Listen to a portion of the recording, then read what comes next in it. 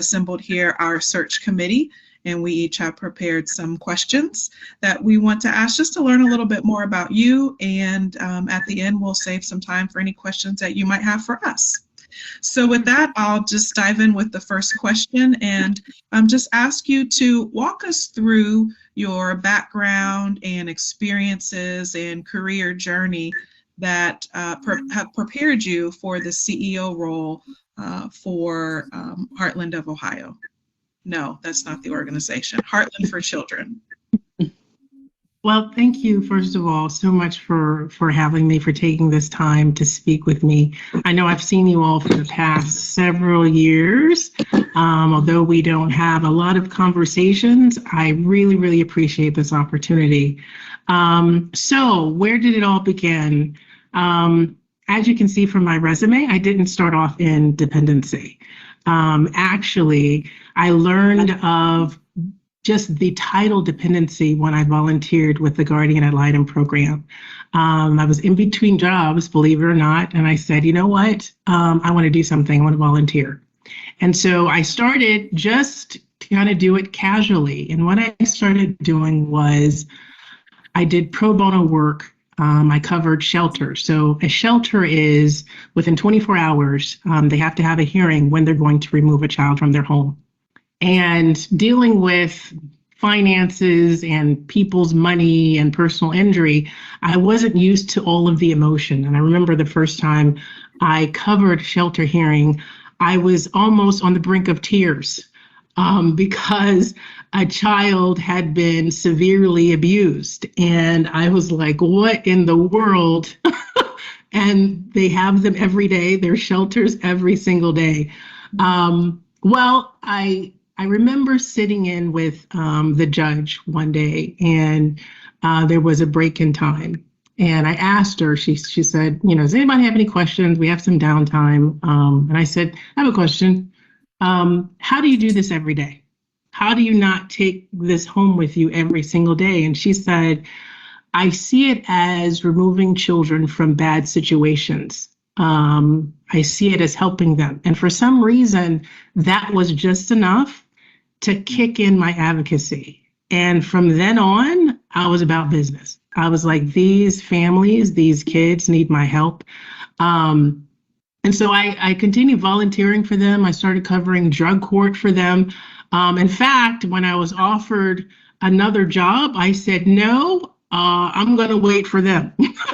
And eventually, of course, they hired me. And so I started with them. And I was such a kind of a zealous advocate. So the Guardian program represents the best interest of children. So that means I could be on the side of parents one day. I could be on the side of the Department of Children and Families. And I was such a zealous advocate that the parent attorney, managing parent attorney supervisor recruited me. He said, we need you working for us. And initially I thought, there's no way I can represent parents who abuse their kids. But then again, it came to me that if children can return home safely, then that's what's best for them. And I can do that all day long. And so I started representing parents. Well, I was there, as you can see from my resume, briefly, and I was promoted. I was promoted to the litigation director for that office. So I did that for a few years, worked with them, and I decided that I wanted to present at the Department of Children and Families Child Protection Summit. So they have this summit every year where all different areas gather, you know, hear about the upcoming laws and so forth. And so I presented one year in 2015, I think it was, and that's where I met Terry. Terry is our CEO, and I was presenting on basically child welfare from the bio parent's perspective. And we spoke after my presentation for, let's say, 10 minutes, but it was 10 minutes of connection, pure connection. And we were philosophically aligned to where it was, how can we get kids home? How can we support parents? And just like that, we just stayed in touch. She would reach out to me every now and then. She'd send me articles. I'd check up on her. So the following year, I also presented at the summit, and I asked her to be on my panel. Shortly thereafter, basically, they didn't have an attorney, had never had their own attorney. And I decided, I wanted a different opportunity, reached out to her, and literally within days, she said, let me talk to my board, my executive management team. And that was that. I literally moved myself and my family to Sebring, Florida, because of that connection, because, and I have to say this, I'm a very spiritual person, because God led me to do that. And so that's what I ended up doing, and I have not regretted it, not one day. So that's what led me here, right? And I've loved my work with Heartland. I started off as Heartland's chief legal officer solely. And, being in that role where I'm literally representing the entire staff, I was able to connect with pretty much all of them because I needed to let them know what my role was and that they could depend and rely on me. So that was an effort. It was a very strategic effort on my part. And I don't mean to go on and on. It is a story. Feel free to interrupt or ask me questions. But this is a story of my journey. And as you can see, it has various twists and turns. But being the agency's attorney, and considering they had not had one before, I had to meet with every department and basically find out what they did, tell them what I do, give them examples of how I could assist them, and then pretty much keep my ears and eyes open for opportunities to help inform them. And so for a solid 5 years, we built that relationship where now, forget about it. They do not get on a phone with another attorney without calling me. I am someone they definitely rely on for sure. And also in that role, I was able to work very closely with Terry, which I continue to work closely with her. But the legislative advocacy, we did a lot of that together where I was reviewing proposed bills, meeting with legislators to talk about various initiatives. So kind of promote things, advocate for certain things, and also stop things, right, to prevent bad legislation.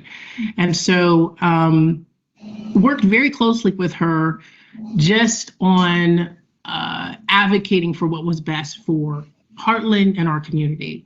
Well, at some point, I said, I have further aspirations. And yes, I'm, love being an attorney, and I love the kind of the aerial view that I have of the agency, but I want to be deeply involved with not just Heartland, but our contract providers. And so at some point, I basically told Terry, I'm interested in something more. And that's when I was promoted or given the additional responsibility of Chief Quality Officer. And so it sounds simple, so to speak, but it covers a vast amount of departments. It really is the heart of our agency.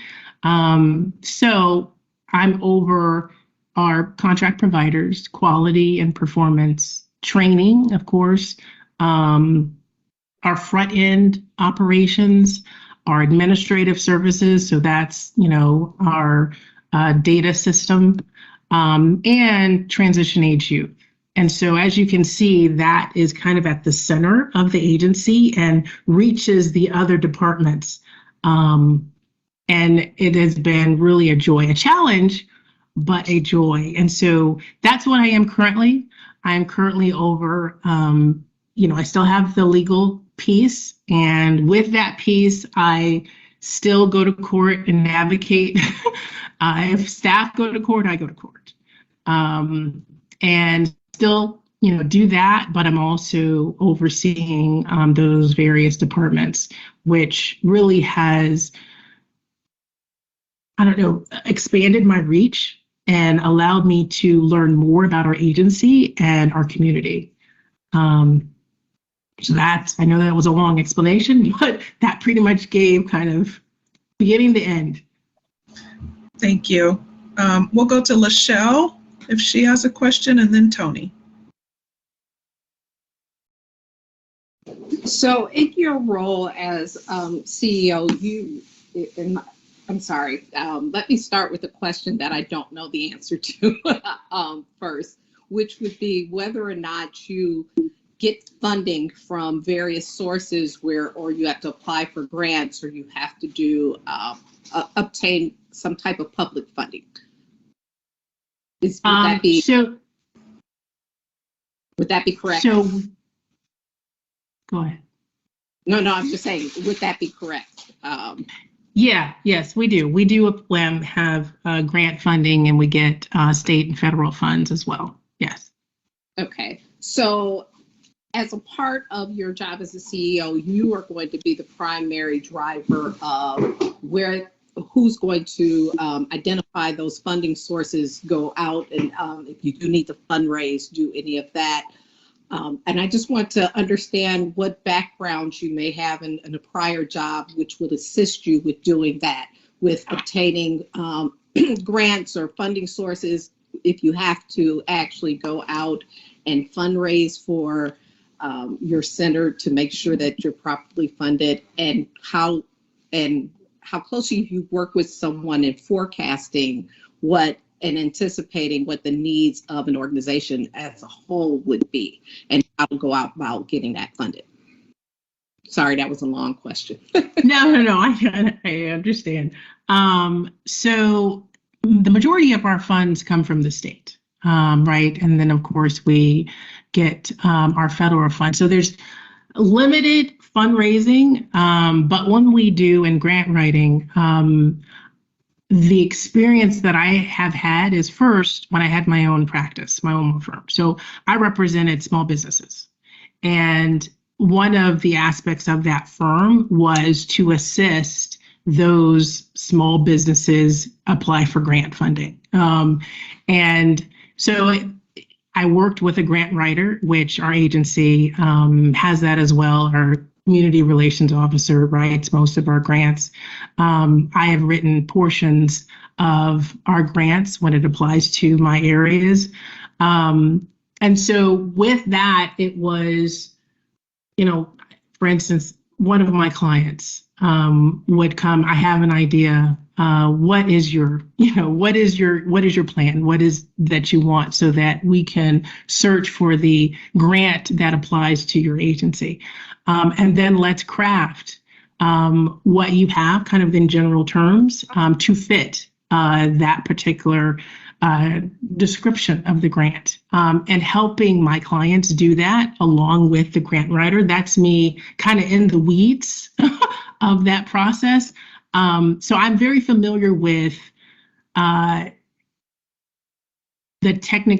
technicalities of applying for a grant and kind of fitting your program to fit the description, so that you'll be more successful, as well as pulling in partners so that it will expand the reach, because I believe that's usually what funders want to see, is that it's not just single-minded, but how can we pull partners together to achieve whatever the goal is. And so I've assisted my clients do that. And then just regarding church, really church involvement, I intentionally became the treasurer of my church. And that's not because I love the numbers, but it's because I wanted to expand that aspect professionally. Plus, I love my church, of course, but part of that is they pull, let's say, around $700,000 a year. And part of my role is with the various departments is to make sure they're requesting funds within their budget, right? And coming up with the budget, working with our finance committee and determining, okay, what did we spend last year? What do we anticipate the expenses being this coming year? And what can this, let's say, department get from church funds and what can they fundraise for, right? And then managing that on a monthly basis, making sure the numbers add up, making sure they're requesting funds consistent with their department and their needs. Is there another way we can address this financial need? Does it, discouraging individual fundraising with the same members who are spending the same dollar over and over again? So those type of things. So I've been in the weeds of that so that I could know, okay, what is it that is in the details as a CEO? What would I need to manage? Now, of course, our budget is millions of dollars, which I do understand that, but the concepts and the consistency is the same, along with kind of the transparency of the way our agency works. So every week, our CFO presents kind of our finances and we go over them in detail.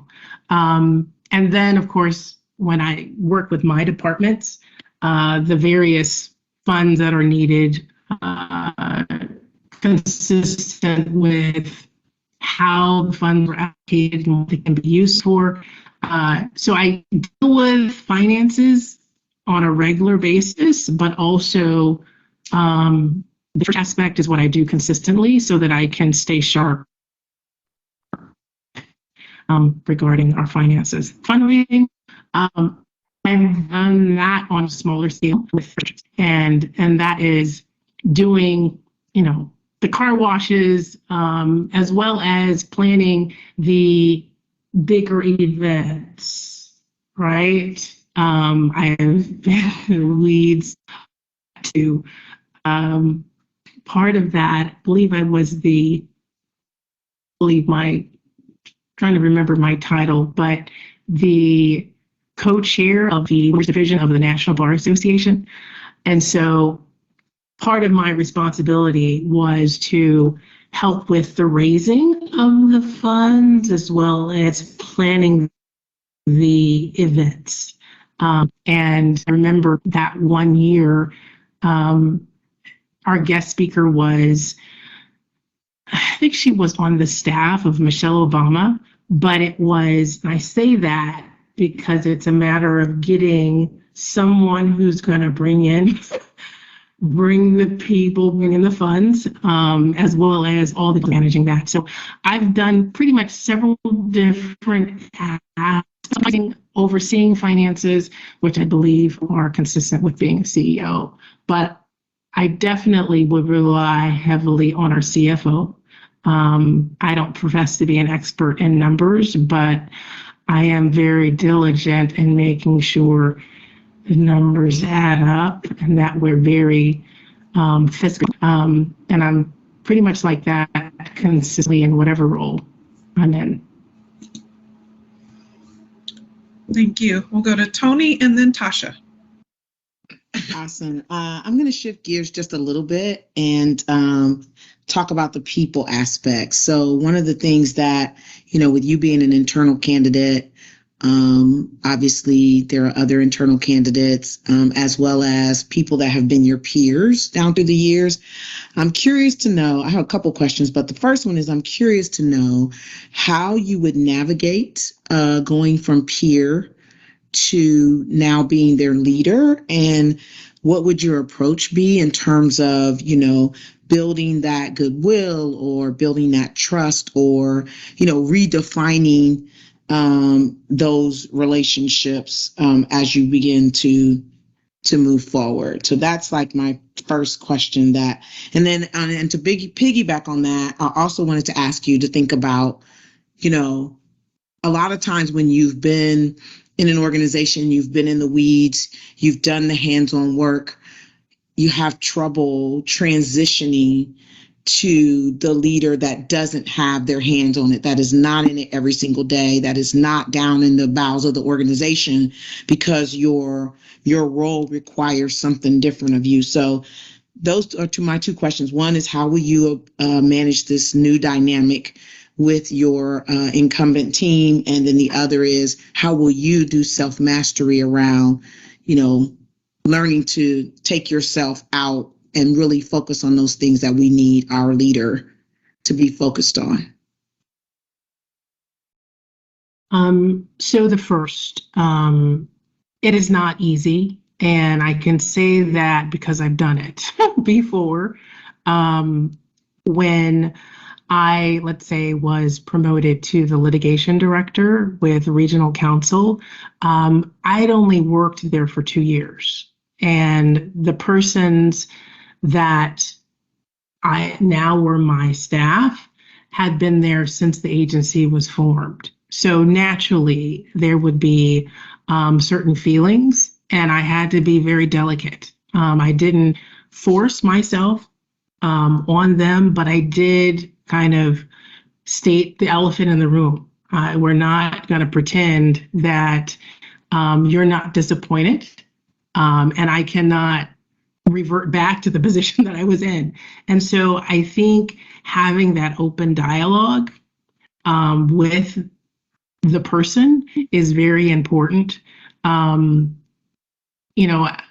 would have to say, most recently, when I was promoted to Chief Quality Officer, there was staff that thought they were going to be the next Chief of Quality.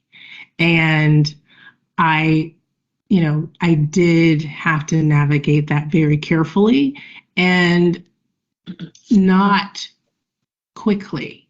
And that was very important. Although I wanted everything to be smooth from the very beginning, it was not. And so I had to be very intentional about, assuring them that they were valued, to be there so that they could be heard, to reassure them.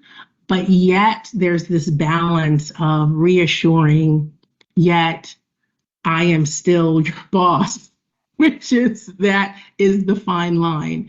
And so I found the more communication I had, but let them have their feelings, was where I had to land. And I found that, like, by now, I pretty much had the very direct conversation, in that I don't really shy away from those, but a very direct conversation to say, I know you wanted this, and I understand. However, my goal is to get you where you want to be professionally. How can I help you do that? What additional trainings, what supports, whether I'm supporting you to be the next chief of this agency or another, what can I do to help you?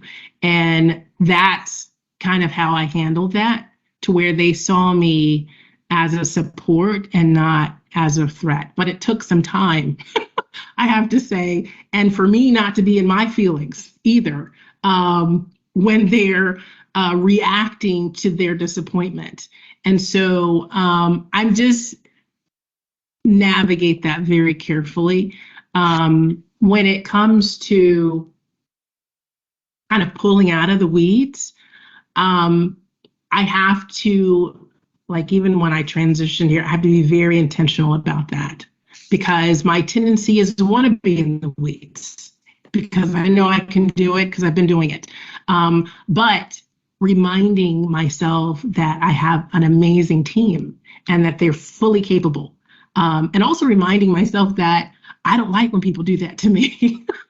I don't like when people are all over me and micromanaging me. And so I definitely don't want to be that for someone else. And so I have found that I have to be very intentional, that I have to remind myself that, no, that's their responsibility. How can I support you in doing that without doing it? And so that's how I've navigated it in the past. It is prickly. I mean, the ideal situation is that everybody everybody wins. But when you have a situation where there are more than one person applying for a job, someone may be disappointed. And I just think that the person who gets the job has to be very sensitive to that and understanding and patient. We'll go to Tasha and then Michelle. Oh, I'm Okay. sorry, Tony. Did you have a follow-up, Tony? Okay. Thank you, April. I'm going to stick with that same theme. As I read through your resume, you've had some really great litigation roles, very tactical, focused, and in counsel. Tell me how you would go about using your background to build staff culture, right? So you just talked about how you would make that pivot and maybe having to work with a colleague who went up for the role. But let's think for the larger team. What is your strategy for building culture and then moving from more of the tactical to the strategy and bringing your team along? So the culture, I think you have to live it. I think you have to emulate it, whatever the culture is. I know Terry has established an amazing culture. It is one that really values partnerships, that is non-threatening, that is there to listen to staff. So if you take kind of those different aspects, let's say the internal with the staff, I think it's assuring them, meeting with them. And I think it becomes even more critical in this post-COVID era where there's a lot of hybrid and being very intentional about engaging the staff, being creative when you engage the staff. But as I'm engaging them, what messaging am I giving them? And one of the messages for me, especially with that attorney hat and transitioning, is that I'm for you. I'm your advocate, which they can relate to, right? Because they know me as their attorney. But I'm your advocate, not just in the courtroom, but in general. What does our staff need? What do our providers need? We advocate, and it's almost like a theme of advocacy, a theme of loyalty, which is all that I am, all that I ever want to be, right? And so living that and speaking that, I think it's making it consistent with how I talk, how I act, what I volunteer to do, and just keep repeating it in various ways and encouraging it and discouraging what is counter to that. So here we're tearing somebody down, tearing our providers down. That's not consistent with our culture. And saying that, promoting them with our words, right?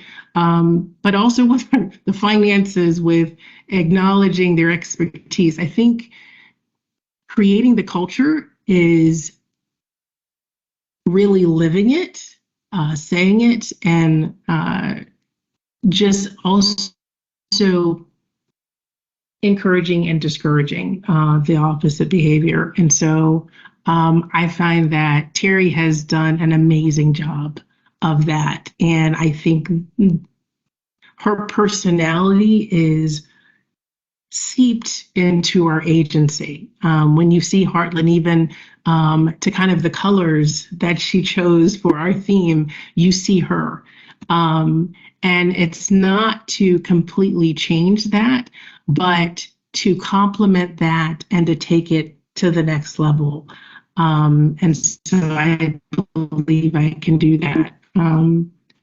Regarding taking something from kind of tactical to strategy, I think that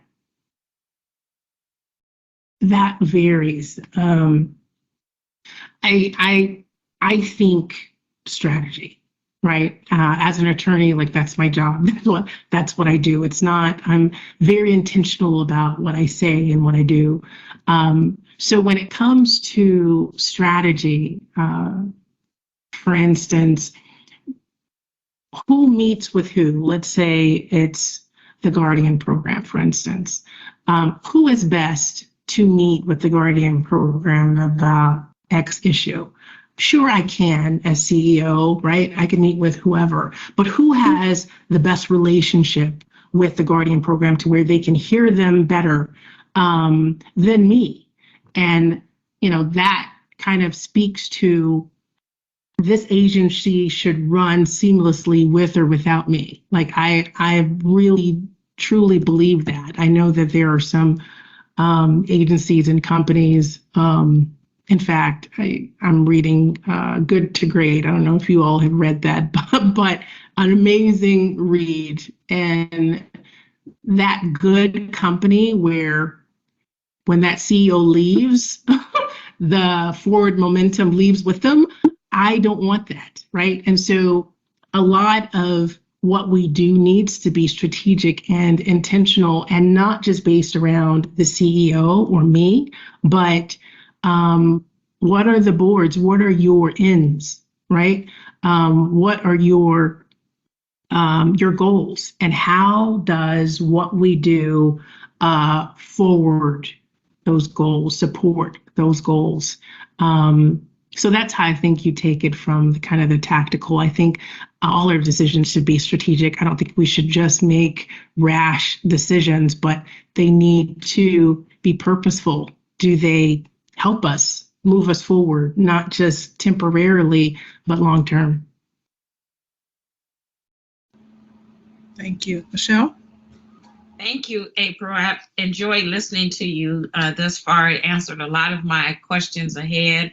I really am glad that I followed Tasha in the question of how do you go from this legal background to here? And as we approach the decision of a new leader, and coming from a leader who's had what may be referred to as a softer side of the agency background, psychology, and here you are with the tactical and the legal side and all of that. And starting from the end user of our services, the children and their families, I want to better understand from you in a couple of areas, how do you make that softer side leap that may not have always been where you found yourself in terms of the agency? I really appreciated your statement regarding setting aside ego. Who is the best fit to move this? That was very impactful to me, and I really heard you on that. But I want to also hear more about how you see yourself going to the end user, because I really am picking up your ability to lead, to organize, to drive, to develop. You seem very results oriented, but I want to hear from you a little bit about how you relate to the end user of our services, and how do you see yourself leaning in that way, not approaching this role with a background of, say, sociology, psychology, or social work, which are the typical backgrounds you see in a lot of the roles. And some don't have the tactical that you do bring. So I just want to understand, how do you see yourself engaging and relating with the end user, the number one person related to how well we do or how well we don't do, being the children and their families? Great question. And thank you for the compliments. So that was when I went from just the chief legal officer to over quality and performance, where I had to engage our providers. That's exactly the challenge that I had, and that they were used to seeing me as this tough advocate. And so I had to be very intentional, to the point of softening my voice and not being so direct to that extent, because they immediately thought what I say goes and there's no question, which there are times for that, but most of the time is not for that. And so I had to keep reassuring them, like, no, I want your opinions. I say things with authority, because that's my personality. Like, I only know to say things with authority. Doesn't mean that I'm not open for feedback, but I was very intentional about not saying, okay, this is what we're going to do, but so what do you think? What suggestions do you have for this? I'm tossing this out to you. And where I would normally say, okay, these are my thoughts. What do you think? I had to reverse that and say, what do you think first? Because I was getting the impression that when I stated what I wanted, they would go with it because they were used to doing that. So I just kind of reframed.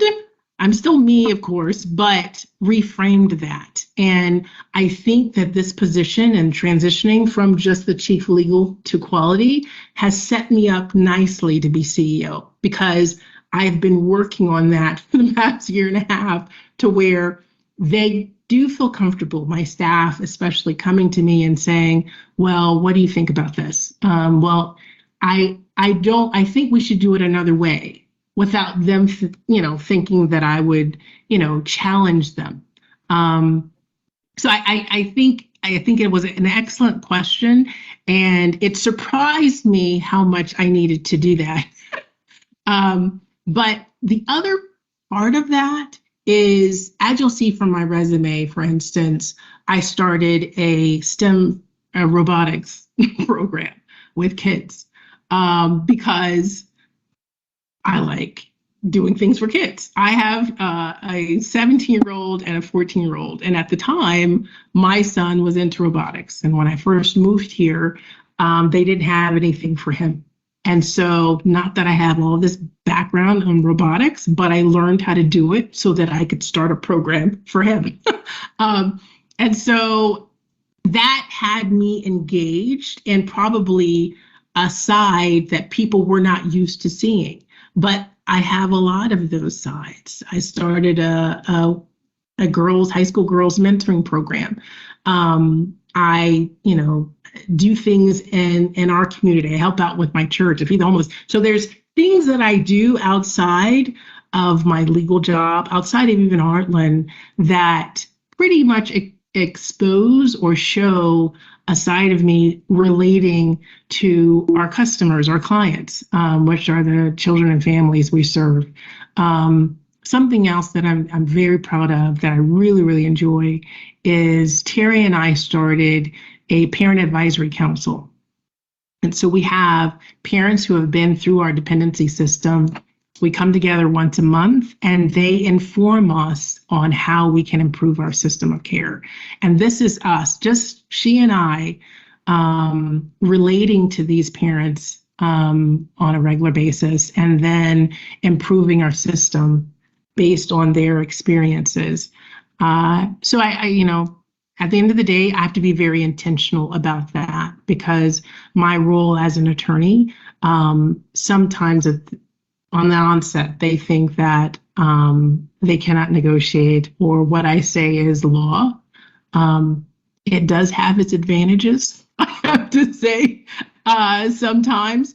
But with our staff, I need them to know that I'm there to support them, and that I'm always listening and open to hear their suggestions and comments. Thank you. We've got about 15 more minutes. We can go around and do another round of questions. I'll start, but then I'll just open it up for anyone who might have a second question versus a round robin. But before I do, Eleanor, do you have any questions, or are you just observing? I'm just observing, no questions. Okay. I'll go to my second question, and then we'll just open it up for anyone else that might have another one. So April, as you know from the strategic goals of the organization, stakeholders and partners in the HFC system of care are efficient and effective. I'm interested in knowing, as we start to think about some of the external work that the executive director or president and CEO would be responsible for, how will you go about assessing if your stakeholders and partners are effective and efficient? And if they're not, how will you handle perhaps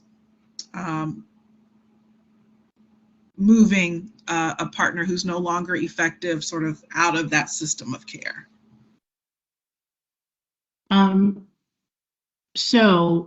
We do an annual survey. It's literally called a stakeholder survey. And that's the first go-to to find out whether they're effective, as well as my departments look at data and handle the numbers too. And so, for instance, when we're looking at permanency for children, right? Whether they're reunified or eventually adopted, what are those numbers over the years, over the months? And then if there's a dip, what was that dip? If we find, for instance, that in those particular cases, X department or the Guardian program was or was not assigned to that case, that might inform us of, okay, let's zero in on them and their effect on the case. And then meeting with them, sharing the data with them, and seeing how we can partner. Again, that's so important. Partner to improve for the benefit of all of us. So an example is, and I'll use Children's Legal Services, for instance, who represent the Department of Children Families in the cases. And so they were struggling. They were struggling in that their workforce, they were having significant issues hiring. So we're at like almost half staffed. How is that affecting our adoption numbers, our permanency numbers? And that is meeting with them, which I meet with Jared, who is the managing attorney for CLS on a regular basis. If we need to bring in Maxine, which is his supervisor, then we do that. But having those important conversations to, again, acknowledge, okay, this is the issue. You're half-staffed. What are you doing? Do we need to post your ads on our website? Like, what do we need to help you recruit? And then in the meantime, how do we manage these cases? How do we get them going? And I'll give you an example, which I know as CEO, I won't be able to be in the weeds like I am now, but it's just an example. So CLS half-staffed. They're backed up on orders to close cases. And of course, if you don't close a case, then the caseload for our case managers continue to increase significantly. And so the issue is orders. Well, I'm an attorney, I can draft orders. Is that technically my job to help? No, it's not, but will it help move cases? Yes. And so that's something, a project that I came up with is, let me help you. We called it the low-hanging fruit project. What cases can I draft orders? What agreements can I get to move this forward? So it's, again, identifying the issue, which CLS, half-staff, okay, meeting with them, having the conversation, what can I do to help? And then adding that resource. Because I not only added myself, but we were able to get contractors to help with various aspects of the cases. And kind of that is the pattern, right? Is identifying the issue, having conversations, partnering to resolve it, and then executing.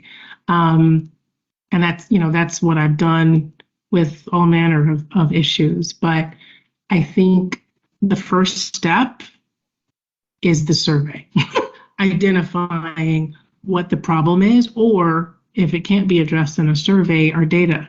What is our data showing us? And then addressing it. If, something that is more in our control would be, let's say, our contract providers. At the end of the year, we review all of our contracts, what their effectiveness has been, and we determine whether we're going to renew their contracts or not, right? So if we have a provider who's not performing, sure, we give them an opportunity to perform. We definitely hold them accountable. But if not, then we have to have the difficult conversations. So that's kind of our, my approach. Thank you.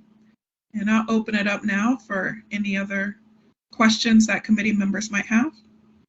I have one more question, and then I'd love to hear if April has any questions of us. But I've heard you talk a lot with great affection about the current CEO and how amazing she is and how her DNA basically is embedded into the organization. But I will tell you that we're not looking for another her.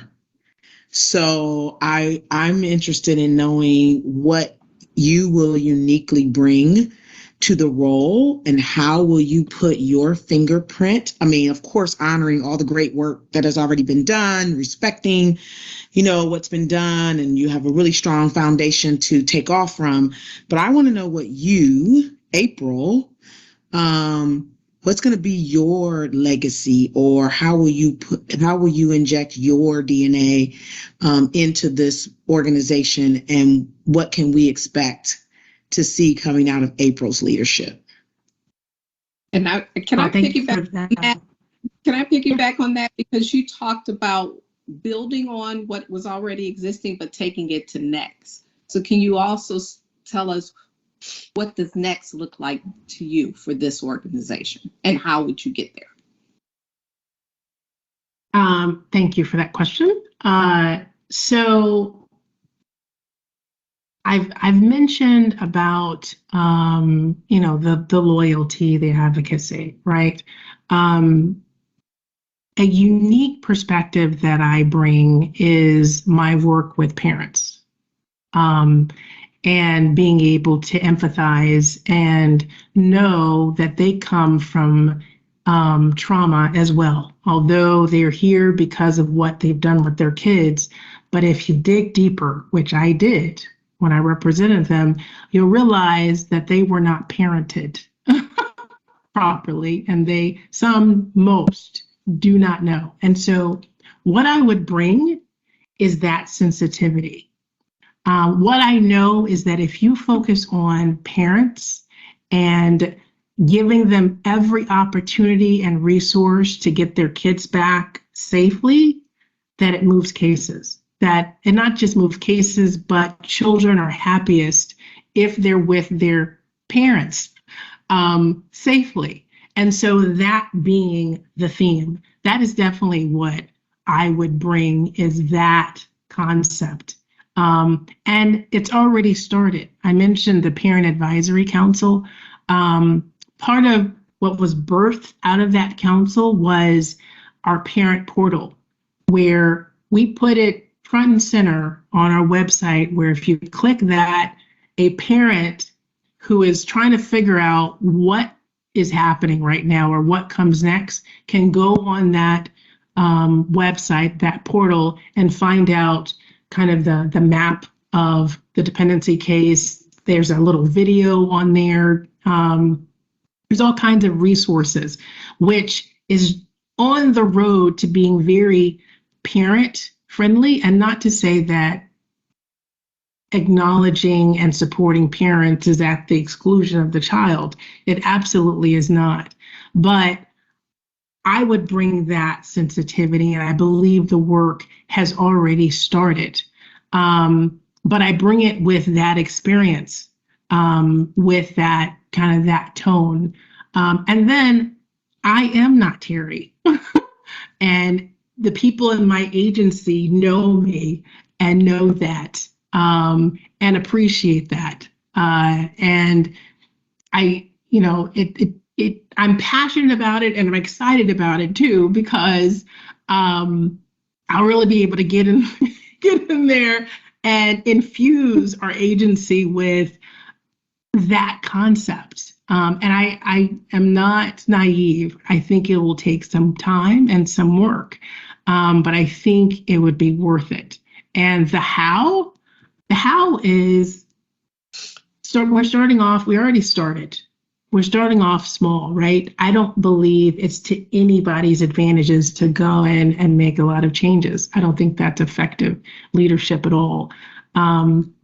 But I do think it's a matter of strategizing, getting buy-in, because me just forcing something on someone and saying, this is what you're going to love doing, is not going to work. But bringing them along on that journey. So I think it has to be very strategic as to how and when, right? Yeah, I'm excited about that, and I believe we're already on the road to that. I have one more question, but I'd like to see if there are any others. I have a question, Dawn. I Yes. did too, but go ahead. If we're getting late on the hour, so. No, go ahead. Okay. We've Mine got will be about quick. 5 more minutes. So April, understanding that you have relationships throughout the organization, and that's great. But I think as a CEO, it become a little bit smaller circle for you. The conversations at the water cooler will stop when you walk up now, as you used to engage in them, and it can become a bit of a lonely atmosphere. My question to you is, have you engaged at a level where you have a support of other CEOs of other agencies, not quite a tribe, but it's something of a tribe that would be there to help you bounce ideas off, provide you with support as an incoming and new CEO, because that relationship and that support and the work that you have in the workplace may shift a bit. And so having those who are at the same level as you to be able to bounce those ideas, to sort of fellowship with, to, let your hair down, talk about what's going great, brag a little bit, and even discuss and vent a little bit, whatever it is. Are you a part of any other groups or other ways where you would have access to others at this level that you feel will be a good support system for you in this role, unlike what you may have found inside the organization? Yes, I do. I'm part of the Florida Coalition for Children, FCC, and the FCC has a CEO council, which I've presented before them. I have several letters of recommendation from them, which I've submitted to you. If you look, there's 10 or so letters of support from CEOs. And so, yes, I've in getting those letters, I got many a looking forward to you being part of our group comments. So yes, I do know that tends to happen, that those you socialize with casually now may be very hesitant because you're not talking to the CEO. And, that's understandable. I have experienced that before. It's almost like with every promotion, you experience a version of that. And I adjust, right? And, what is implied in your comments is you adjust by making forming relationships with people on your same level that you can, relate to. And again, like you're saying, bounce ideas. And I do that now. And so I associate with the CEOs, even though I'm not a CEO, which is indicative of the letters that I submitted, because I have CEO level conversations. I talk about legislation that's impacting all of us.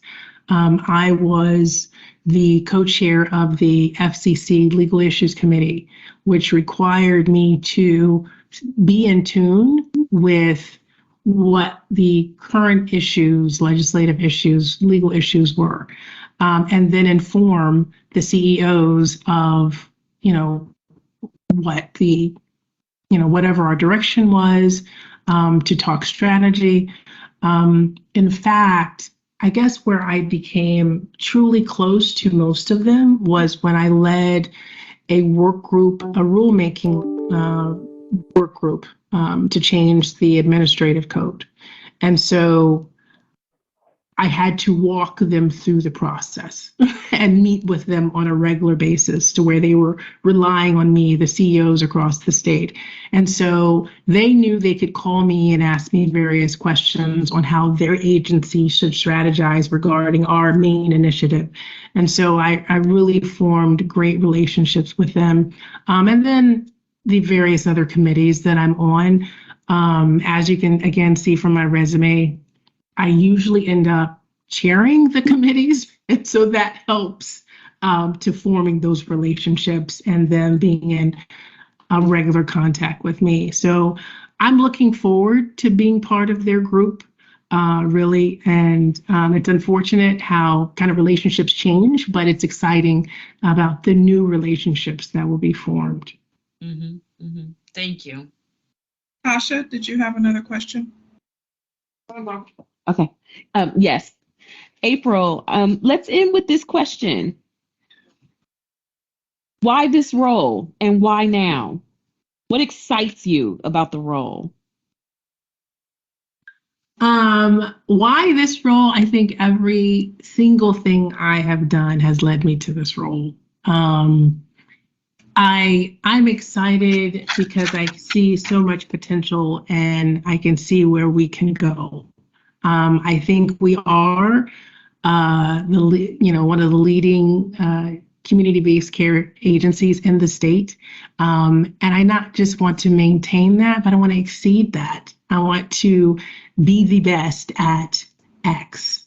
If that means be the best at engaging parents, be the best in supporting our contract providers, then that's the goal. I'm very goal oriented and it excites me, all the potential that we have. When I say everything has led to this, I gave you, I know it was a long response, but that first question of step by step, what has led, as you will see, it was like building blocks. Everything led to kind of the next level, as well as allowing me to see different aspects of our system of care from different positions, right? The Guardian program, who is a part of most cases, independency, representing parents, and now lead agency, where I get to work with Children's Legal Services, case management. And so I've seen it from all points of view. And now it's time for me to lead our agency to take it to the next level. I think this is the natural progression professionally for me. But more importantly, I love Heartland. I love being here. In fact, I mean, a little side note, my mom's moving here from Nashville next month. She loves this little area. I know we're in kind of the South counties, but we love Highlands County. And I know it's,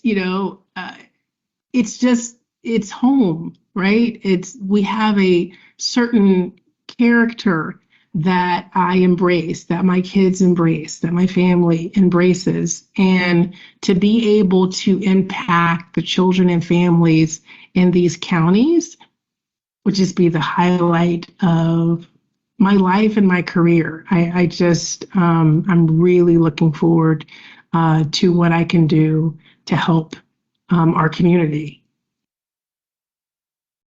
Thank you. And with that, I'll turn it back over to our board chair, Eleanor Bailey. Oh, I've got a promotion. No salary increase and longer hours, but So I have it. I was recording because I'm gonna provide this to April so she can see how she did in her responses. But I know Dawn says she has to leave. I think Tasha says she has to leave. But for those who can stay, I want you guys to give feedback to April on good responses, things she should beef up, things that she wants to make sure that she mentions in her actual interview. These might not be the questions, but responses that she gave where you felt like, hey, make sure you weave that in, or whatever. So whoever has to leave first, go first. Whoever, wants to go. I can jump in. Well, first of all, there is no doubt you're passionate about this work and about this opportunity. That came through very clearly, which I think is really important. I loved your close. I think you really hit the nail on the head about the why that you wanted the job. My overall comments, I'm big on examples. So anytime you were able to tie an example to something you were talking about, I thought that made your response stronger. When you talked about the robotics team and the high school mentoring program, any chance the interviewers can really see not just, by the time you get to a CEO interview, they know you can do the job, but how can you set yourself apart from the other candidates and really show that it's not just the canned answer, but let me show you how I've done these things in the past. So I would recommend anytime you could put in a specific example of something you did or you led, that would strengthen your answer.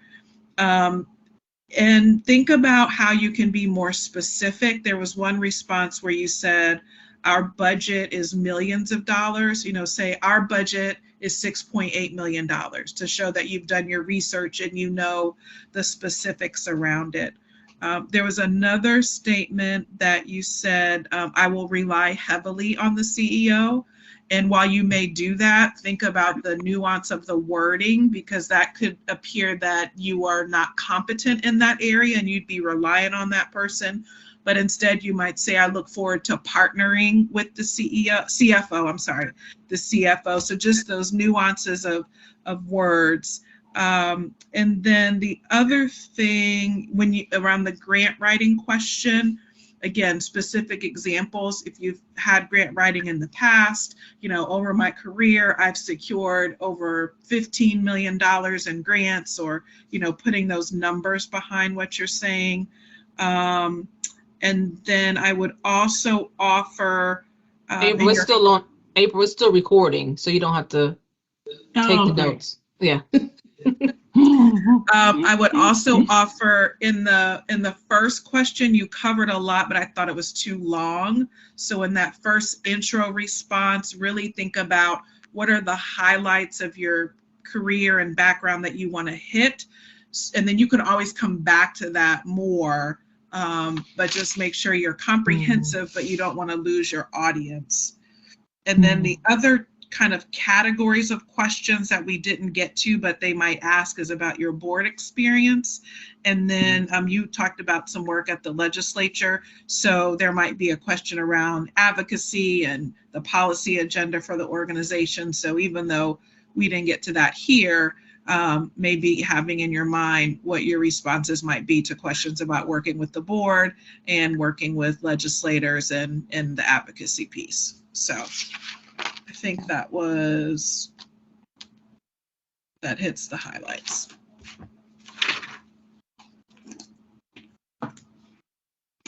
Thanks, Don. That was really great, comprehensive. Good. Yeah, it was really good. And I was definitely going to say about the first question, your answer, it would just really tighten that up and get succinct in that. You might even think about, April, an opening, right? They may turn it over and give you the floor. So think about, a 2 to 3 minute opening of who you are. Maybe the question of why you want this role comes earlier in the question in the interview. So you might even weave that into your opening, right? Like, why now? Why this role? And what skills you bring. The one area I might ask you to lean into a little bit more is kind of the fundraising and the grants, even though you'll have a team, thinking about how you might partner with the team, what role you would actually play. I mean, you're not going to be as a CEO writing grants, right? And so that's not going to be your role. They're not going to care about your grant writing experience, but you might talk about how you would partner, with the team, maybe bring in, thinking about some of the relationships you've already built, and how you would leverage them differently in this particular role to bring in resources. So really kind of beef that up, not necessarily. That's why I kind of asked you the question about moving from tactical to strategy. They know that you can actually do the work now. It's kind of going from, the executor to the executive, and how do you make that pivot? And so really talking up, about the relationships, the network, your kitchen cabinet, who are the people you would seek advice from, seek support from, and then how you would collaborate with members on your team to support them getting the work done, because you're not going to necessarily be out there writing grants and putting together the Right. fundraising plan. Right. Yeah, it's about how do you go from being the implementer to the visionary for the Yes. organization. Yes. Yes. Yeah. So that would be good too. The vision. Yeah. Yep. Your vision for the role. Right, because as an Yes. as an attorney, we oftentimes are in those implementer roles. Someone wants this, we're going to tell them how they can or can't do it, what the pitfalls are, those things. But that's not going to really be your job anymore. It's going to be driving what that vision is, and everyone else is going to help you get to where you see the company, the organization going, and being able to really lean into how you're going to make that transition. Yeah, I too, who else had to leave? I wanted to wait to let the people who had to leave go first. Did I miss anybody?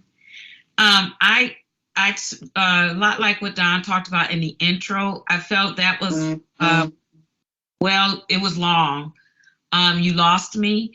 I thought about how you could connect and reflect to who they are and how they came to be on the board, like their connection, if there are any connections to your story that they have. I think there's like a pastor on the board. You could say, as you know, in a spiritual way, when you feel a lead and lean towards that person, I think body language would be helpful. I think you want to give them more of who you are. Like, how do they know you and know the person you are? And I think that needs to come out more and connecting more to them. So when you go on long, it disconnects you from the audience. So try to draw them in, even if you want to make all those points, try to draw them in as you're taking them through that story, through your journey. Try to bring them along on your journey with you, because I think everything you brought up was important, but I want you to bring them along with you in your story. I'm thinking about the law enforcement person that's on the board, I believe, and talking through how it struck you when you talked about it struck you about how this is happening, how she may feel when she has to be involved in removing a child. And so bring her and bring them based on those connections into your journey. Try to resonate with why it struck you to join Heartland. I also thought about being more concrete. Dawn talked about that, more examples, more concrete examples. The PAC, I think, is a huge diamond in the rough that you can talk a little bit about. I also think your fingerprints, which I'm assuming is yours, COA accreditation, and the surveys and what you learned from out of that and what that then informed in terms of process or care, how you took results from that and that came into something more concrete. Examples like Dawn was saying, I thought would be a good thing to bring up. The former CEO was data driven. You can kind of talk about how your data and your role as, let me get this right, Chief Quality Officer fed and supported that, and how that will continue to live beyond that, because she didn't get there to data-driven and outcomes, I don't believe, without the Chief Quality Officer. So, I think it's okay to lean into some of the things that they've loved that she's done, that you were behind the scenes making happen. I think it's okay to do that. I also thought I want your body language. I know we're on Teams, to be a little more warm. I want you to think through smiling and pausing and that sort of thing, so that there is some warmth in the room. And when a board member asks a longer question, take apart their question and maybe answer it in nuggets so that you don't cause yourself to go on long. If they ask a long question, take it apart and then kind of answer it in pieces. And then, where was I at? A great person on this call taught me something about a leave behind. So get through a leave behind, TC. Might be something to think through. Like, she taught me how to kind of map out your first 100 days, showing them what you, and putting on that what are your first things that you see? It shows you're prioritizing. It shows what you see as the values of the organization. A one pager, nothing long, but what does your first 100 days look like? You know, it's sort of a leave behind. She taught me that, and it was a winning piece, I was told after an interview. And so I remembered that and said, hey, whenever I have an opportunity, I'd share that. And I agree with Dawn on the specifics, percentage of dollars that is federally funded, locally funded, private and public dollars, and how those partnerships have worked together. Percentage of dollars, 80% is, you know, contracts, independent dollars. Knowing those facts, I think, speak a lot. And that's all I have.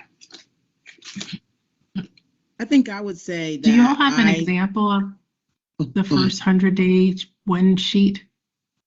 I could send it to you. I look on my iCloud and send it to you.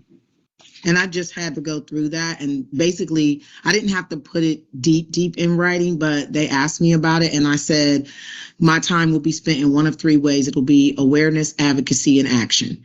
There's some, I need to go through the organization and learn. That's my awareness piece, where I'll be, you know, doing my organizational scan. Some of this, I'm going into a new organization, so I was an internal candidate. And then advocacy, there's some external advocacy that needed to happen with the organization that I'm with, because they need a rebrand. And so I've got to leverage my cachet and brand to kind of advocate in the community. And then there's some things that need immediate action and to set us up well for the long term. Not that you want to go in, like you said, you want to go in and like change everything like a bull in a china shop, but you do have to identify any vulnerabilities that while you're onboarding and ramping up, if there's any vulnerabilities that you don't necessarily get a handle on or address, they're going to cause you challenges further down the line. So that's kind of how I shaped it, is that my time will be spent in one of those three ways. And I gave examples of, you know, going through and getting another team, getting other programs and all that. But that advocacy, I'm going to be doing external meetings, stakeholder roadshow. Tell me what you'd love to see in the workforce organization, blah, blah, blah. But then there's some action, like some programs that need tightened up, because I'm walking into a comprehensive campaign where I have to raise $7 million and I got to ask the community for it. So the organization needs to be worthy of that investment. And I got to dig in and make sure that I tighten up some areas. So that kind of piece, I think the one thing that I would add is that, going back to what Lachelle said, I want to hear your vision for the organization and where you see it going. I love the thing about focusing on the parents, you know, not at the expense of the child, but we all know that if you took a whole family approach and not making these parents out to be the villains, but literally they are individuals who, but for, you know, the right supports and opportunity and access and some of these other things taken care of, they could create that healthy environment for that child to go back to. So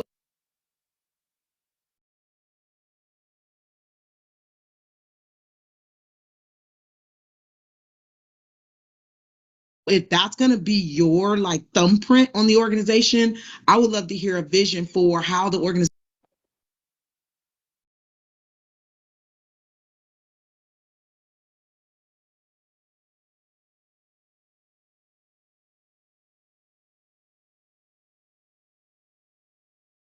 looks different in the next 3 years after we've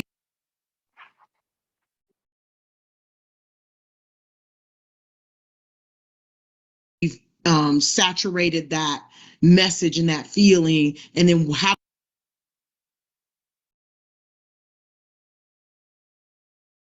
does that manifest? You know, what looks different about the way, and what's innovative and transformative about the way we now serve families, building on the legacy of the good work that we've already done.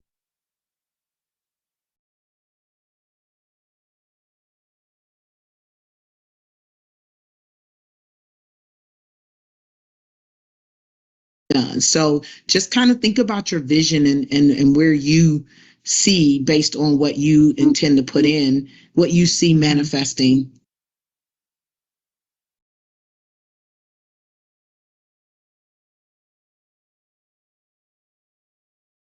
in the organization. April, I'll say this one last thing too.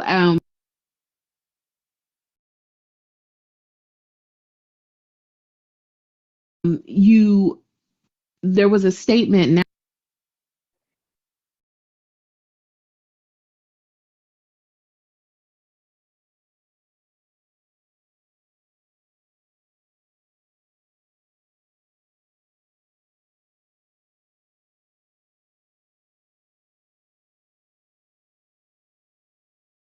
Now I can't remember it, but there was a statement you said, and you kind of countered it.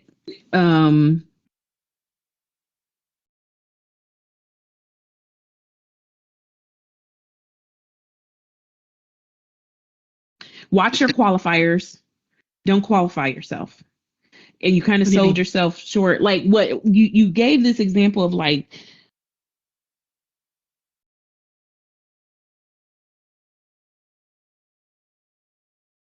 it wasn't almost like you didn't have experience. Do you know what I'm talking about, Michelle?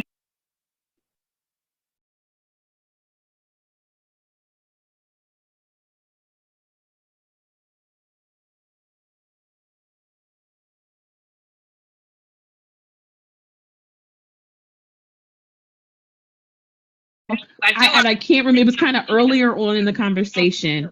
It was maybe something you hadn't done before. I think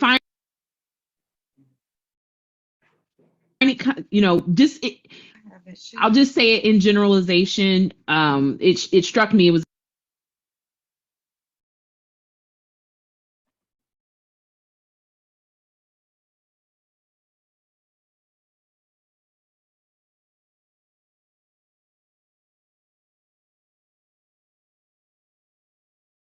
kind of in the beginning, but if you are asked a question or something that you haven't done before, find something close to it and use it as an example.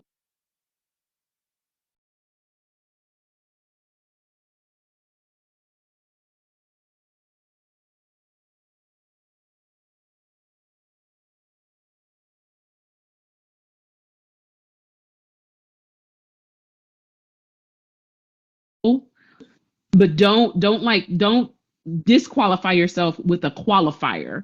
Do you get what I'm saying? Like, don't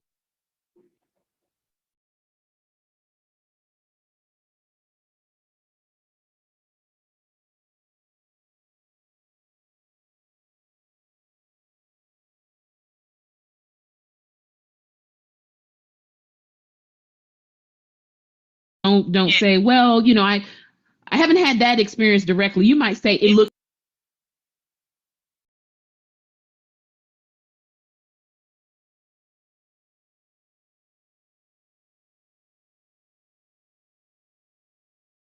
different. You might find, here's another way I have experienced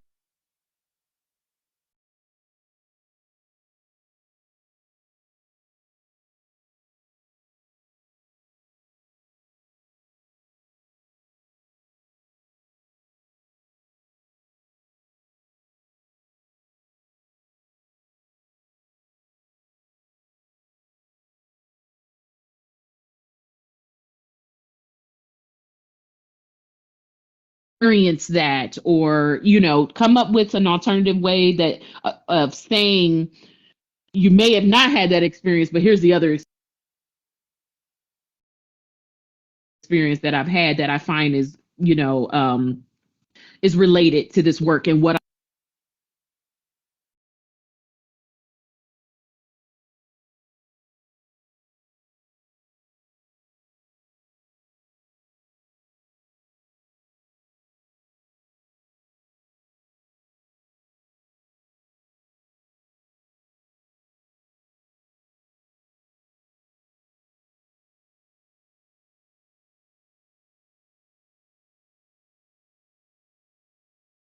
I can bring to the work. I'm sorry, I can't remember exactly what it was. I just knew when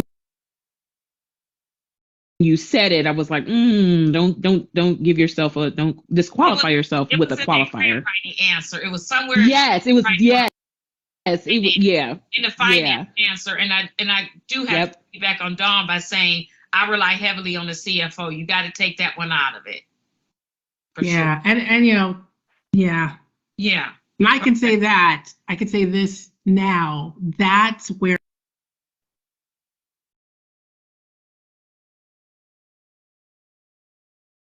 and I guess it definitely comes out in my response where I'm not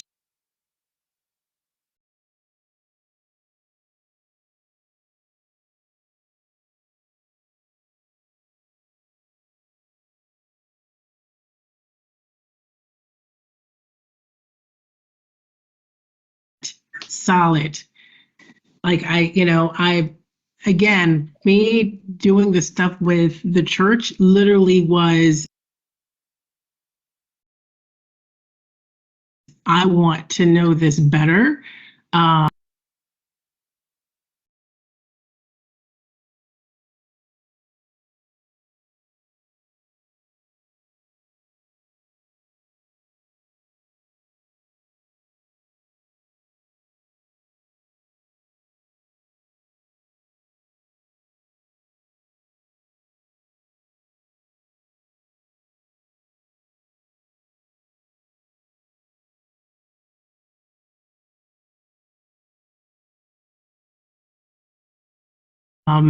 I got to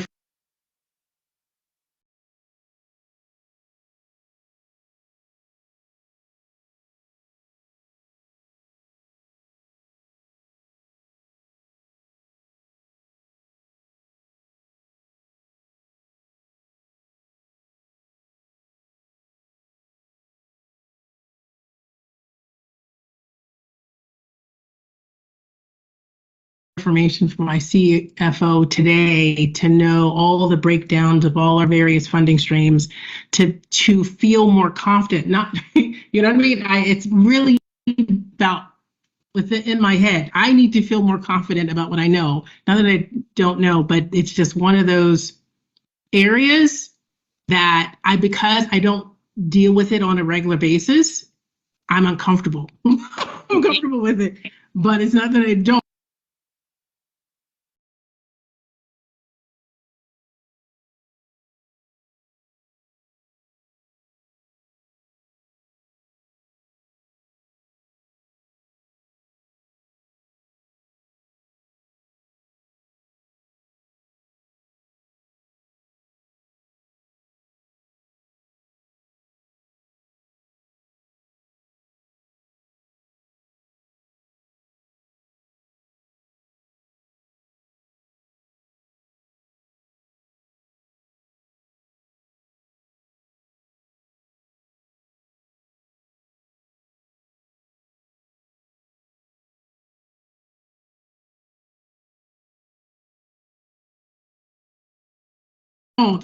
But I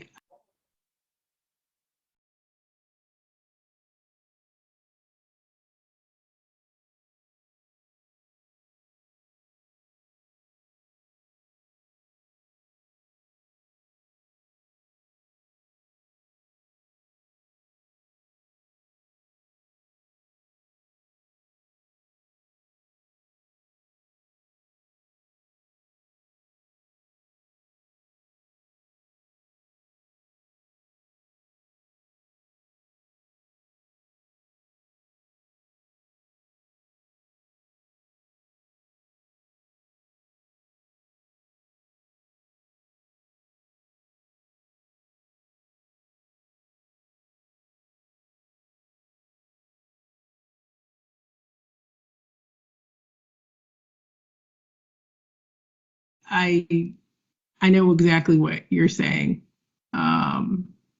Yeah. The other thing I would offer, and this is where I believe Tony was going with her question, when you talked about Terry, I mean, she sounds like she's the bomb and I want to meet her, but you don't know how your audience feels about her.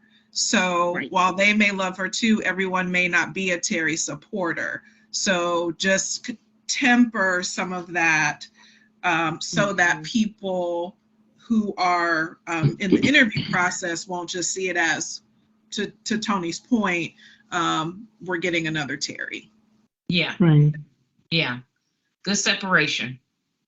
Mhm. Or again, show your fingerprint on the things that may be her success that you were behind, and just talking about that as a collective and in partnership with. And, even saying, just as I partnered with Terry to make sure X, Y, I partnered with her to make sure this and this happened. I plan to partner like you used before with someone else. I'm sure there are some things and some successes that she is, getting credit for that you probably were behind the scenes and helping. So take it. And the if other you have the question, time, oh, go ahead. I was Tasha. just going to say, I mean, this is a very simple approach, but I find for myself kind of writing down my vision, writing down who I am, really helps. why. And are you in person? Is this interview Yeah. in person? Yeah. So definitely I would write it down, so that you can I won't say like rehearse it, but at least you kind of have that framework. You'll remember the words on the paper, really kind of getting clear. I always have hated those questions like, who are you? Like, oh gosh, you got to sit and really think about it. And when they ask you off the cuff and you haven't thought about it, right? So you're starting to fumble. So really spend some time kind of writing that down. And it's okay to brag about yourself. This is about you. And that's what I was saying about the disqualifying yourself. Mhm. It's okay, right? They want to see you shine. And there's a way to, have some humility, maybe even talking about the lessons learned is also another great way for the areas where you aren't the strongest. You might talk about what you're learning, in that opportunity. Sorry, my dog is going bananas. Wait a minute. The only other thing I was going to mention, I talked about how they may have some kind of advocacy question, but when you're thinking about your vision and how you want to articulate that, is there a place for the larger role that the organization has to improve the child welfare system for the state of Florida? So how to make it bigger? What's the most pressing issue for this? You don't have to answer this right now, but how do we then, like current events in your industry, what are the most pressing issues, and how can you help position your organization to be a leader in addressing that issue? So you're taking it bigger, like this is what I can bring to the table to help make sure that kids blah blah blah. Yeah, I love the administrative code example.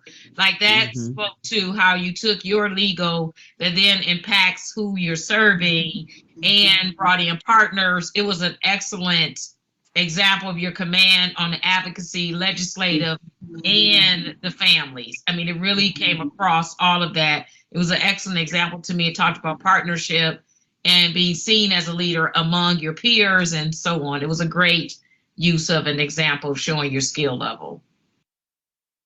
I feel a business brewing. Executive CEO interview prep. I mean, We got to take this on the road. You got if you're free, April, but we about to start charging. I don't blame And you. April, when you get the role, I will be your community philanthropist of the group. Y'all just bring me on to ask her budgetary questions.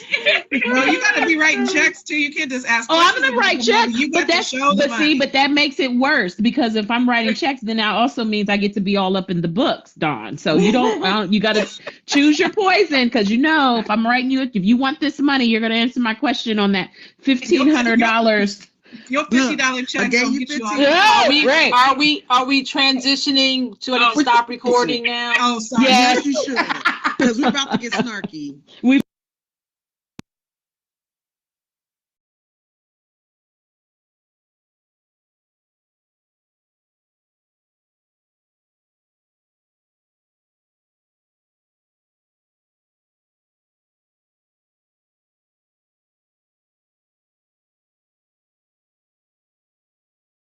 I don't see the record I button. cannot call her Shelly. It takes a lot out of me. I can't. It's paste. That's all Oh, I there's the know. record button. So the question is more around what about this work or our approach to the work or what have you keeps them up at night. What do they see as our most pressing concern? And when they share that with you, then of course empathize, agree if you do, but talk about, and here are my thoughts around how we as an organization can actually address those challenges or how we already are. However, we can grow to be even more impactful in that area or something like that so that they, you kind of get at what these folks are thinking, what they've been discussing in the back room about Right. what they want the next leader to be and do. So Right. that'll give you some some insight, and you can respond in kind. Another question I've asked is like turn that 100-day question around on them and say, what does success look like in 100 days? Like in 100 days, what does success look like for me in this role? Yeah, how do you pat yourselves on the back for the selection you made in me? Exactly. What does that look like? Exactly. You know, right? You say, ooh, we knocked this one. Like I'm doing a good job if I've done what in the first 100 days. And you say, I'm glad I chose her. Yeah. Right. That's right. I like that one. Yeah. That's a good one. Good one. Right. Yeah. That is a good one. What is it? Yeah. Oh, and I think to piggyback off of that, how I don't know how many new leaders this board has been through. So a question This is their around, first. okay, well then we need some ideas around how they intend to support. Cause you know, this ain't a spectator sport, right? Like I don't need you sitting back judging me and, you know, checking my record. I need to know, since we're in this together, in terms of if this board this is their first time in a leadership transition, maybe what have they learned going through this leadership transition process, and how do they see us working together, given that this is kind of going to be new territory for both of us, right? Like get some ideas from them that tells them, I'm trying to figure out how you intend to support me. In becoming successful, because your success is their success. Ultimately. Right. Nobody wants to be known as picking the wrong leader, but then you also don't want to be known as the leader walking away saying them folks is crazy because they brought me in and then didn't even support me. Right. Right. It's a partnership, and talking to them about that and what do they see their role as, your partner in this work. And then one cute question is always fun to ask. I always say, you know, if a 6-year-old walked up to you and asked you, what is Heartland? How would you describe our organization to a 6-year-old? You know, I mean, because part of it is let's keep our eye on who this is all for and about. And, you know, and they laugh, oh my gosh, I don't know how I would, you know, and it gives a chuckle sometimes, and you're thinking about a 6-year-old. Bring some levity. Right, and levity, and it circles you back and you say, I just always, for me, the work is about that 6-year-old. And so he or she should feel our work, should know our work. And how do you see yourself explaining that, or what does that look like to a 6-year-old?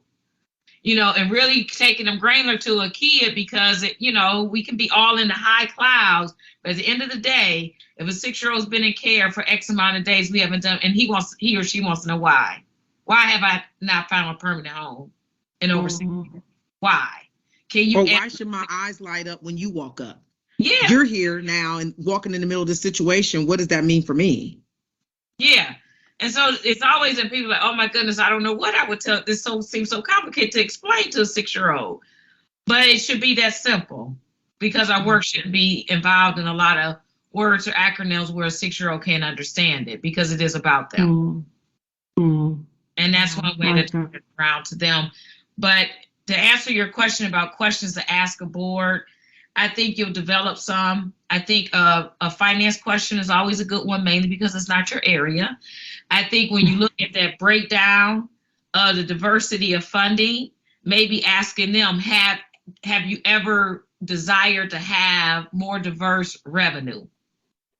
Or do you find this happy and reliant funding? Stable. Yeah. You know, that kind of thing. Turn around on them about how do you see it? Because if they say, oh, gee, I think we should get more private dollars, then you, my friend, should be my partner in getting them. Right. So I think bringing them in a discussion of the finances takes the weight off of you on the finances. And it also tells you how much they know before they start trying to target on what you know. You know, so there's a question. Bring a question about finance, because it makes you more comfortable not having to answer it. But it puts finances on the table, so you're not shying away from the topic, but you use it to put it on the table, to put it to them. Right. And say, you know, we get X amount of dollars from this. Is this comfortable for you? Would you like to see a different mix of revenue, diversity? So that's Yeah, because grants can be volatile. Right. But Oh, they can. chances are small. And so instead of Don't being we know, Lachey? right at you, Is your Don't funding we know. volatile, April? Is your funding volatile? It can be. I mean, we just got some funding from the legislator recently, last year, this past legislative session that we really, really needed. But yeah, the funding might be kind of steady, but the need keeps increasing, right? We keep getting more kids in care to where the funding that we're getting is not sufficient. not enough. So Not enough. that Right. is the problem. The funding Okay. we're getting the same amount, but we're getting more kids in care. Gotcha. And the funding you get when you get stretched like that, it's like you can do transactional stuff, but you can't do transformational work. Gotcha. And so, Nice. them talking about, our funding is held steady for the last, if we look at the past 3 years, these key funding sources, but what would happen if one of those funding sources went away? Like, are we vulnerable? And here's how I foresee kind of shoring things up in that area, building more relationships, being out there, being the face, being external, sharing our message and the case for support around the work that we do and why it's important with the appropriate audiences, because not everybody, while it's an issue that we should all care about and deep down inside somewhere we do, not everybody's going to care about it enough to say, here's a check. So you also got to find those audiences that align, that would say, there's no way that I wouldn't write you a check to make sure a child is not suffering in this way or a parent is not struggling in this way. So that's going to be part of your thing, is to get out and find those people who would become those high impact donors and funders and bring new funding to the work.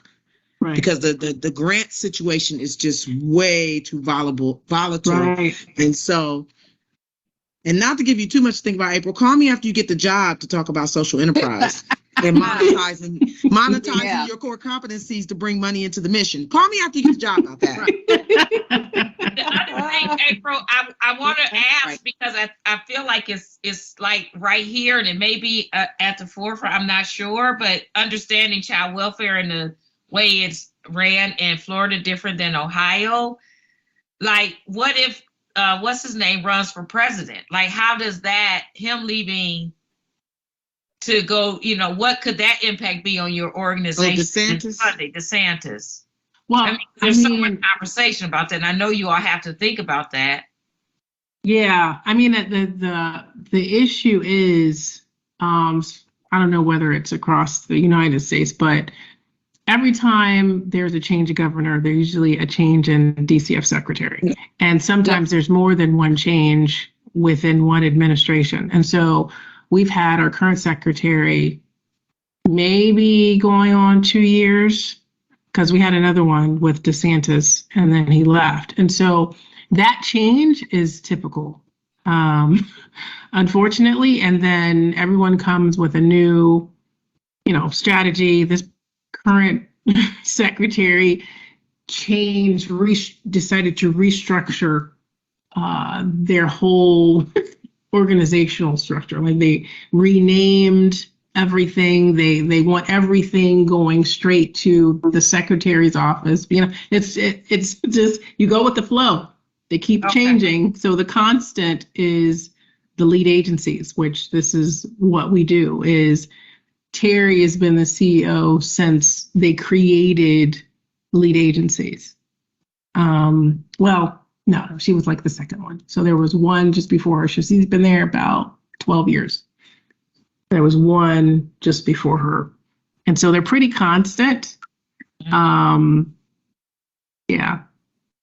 Yeah. So that's another, I mean, the shifting of that, and, and just saying how aware you are about the political landscape and how that impacts your work, and that you as a leader will make sure you all are bracing yourself and prepared and ready to build new relationships as they cycle in and out, all of that, because that is very impactful on your work. You end up with a champion one year, and parents need to take care of their own kids the next year.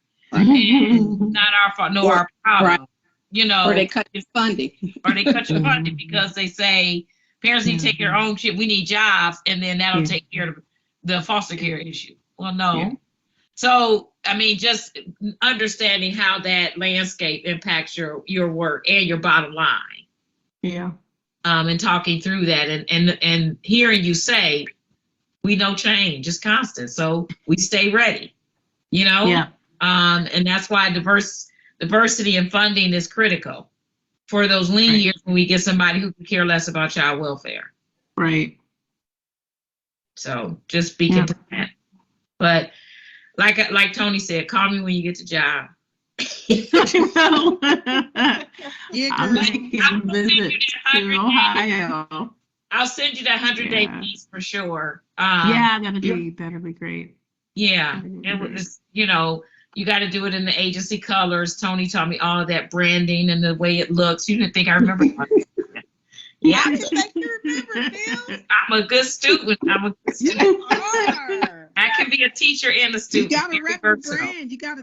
There's a book called Becoming CEO, and that's one of the things they talk about is repping the brand always, consistently. Always. Like every time I go out, I got my little lapel pin on, and always making sure I'm on brand and on message. Carrying, because it helps to bring that awareness to your work and your mission, and and people constantly, as the more you're out there, the more people truly understand what you're doing and the impact that you're having. So Hey, I was thinking, rolling around my head, when I was interviewing with law firms, like I would have this kind of binder, a little packet for them that had my resume, had a list of like writing samples. It had like trials. It had one. It was just a little book. And I was thinking of doing something similar.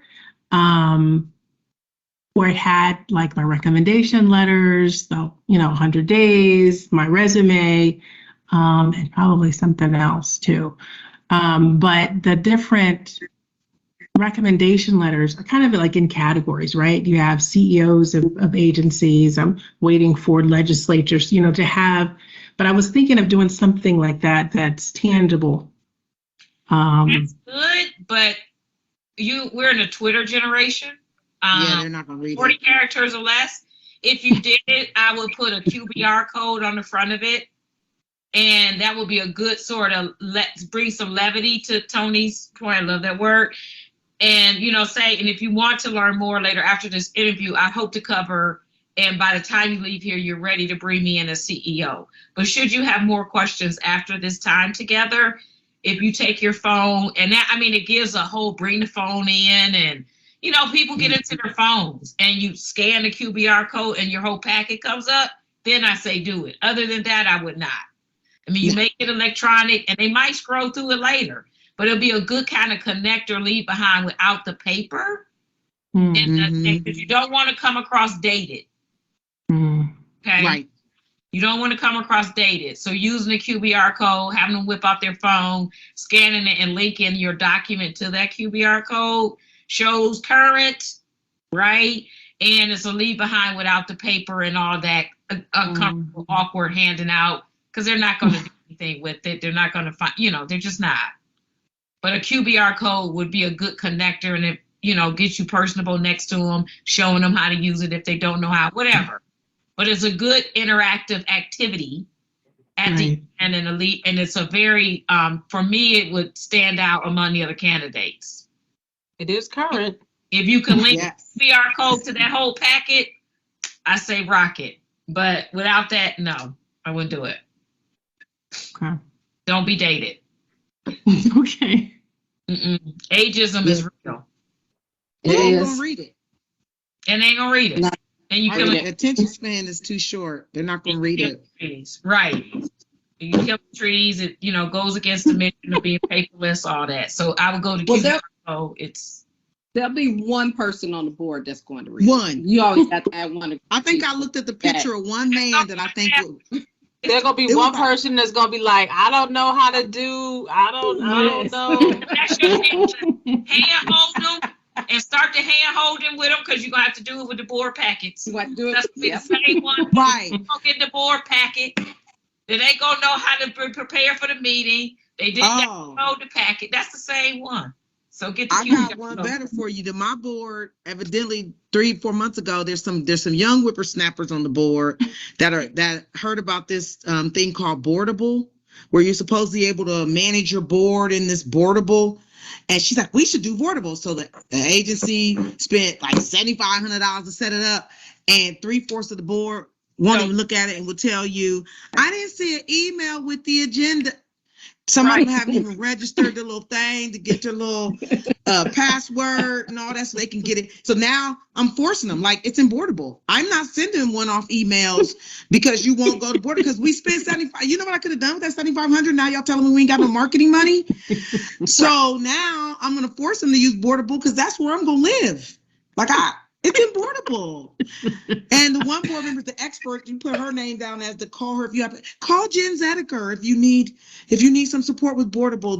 Jen says she's available. She's our resident expert. I'm not gonna teach you how to use it, and I'm not gonna send anything outside of Boardable. So good luck. Yeah. So I mean, it's a good way to start them off. I'm just saying. And if you'll know which ones it will be by that example. Yeah. But again, you come across very, new, innovative, and that's Right. You're new. Right. when you leave. You're bringing the youngness to the role. Right. They're going to remember you. And you want that, something like that. You don't want to be arrogant, but you want to be memorable. What is that? The QR code thing that you can get is called Popl. Popl. Look up Popl.